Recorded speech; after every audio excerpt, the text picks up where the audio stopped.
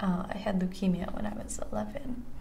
And then when I was 21, I lost my father to esophagus cancer. I found out that I had cancer. It was kind of like a process almost, because it was leukemia, so it's not like a lump you find or anything.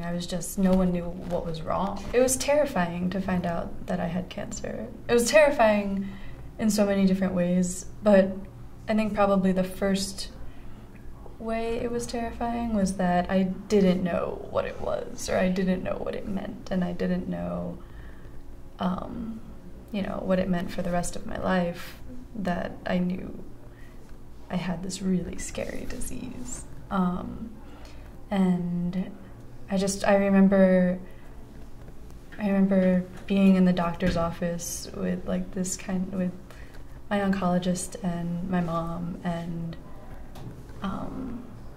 just bursting into tears, but I didn't know why. I didn't know what was involved or what was going to be involved in the treatment of it or anything like that. And then I guess when I was older and I found out that my dad was going to experience something like the same thing, it was like like a rock kind of falling into the pit of your stomach. Yeah.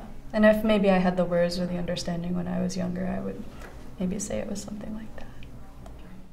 It's kind of an overwhelming world, like you're like thrown into this like environment where there's like, I don't know, like I was literally on, I think, like every kind of chemotherapy that existed, because to treat leukemia, you can only treat it, they generally treat it with chemotherapy, and there's just so many words, and like the language is like a different language, basically, and I don't know, there were books and things, but in terms of finding other survivors or people who knew even like personally like what it felt like to go through, I had thought that was difficult. Even when my father was diagnosed and finding information about esophagus cancer, like I didn't even know where to start.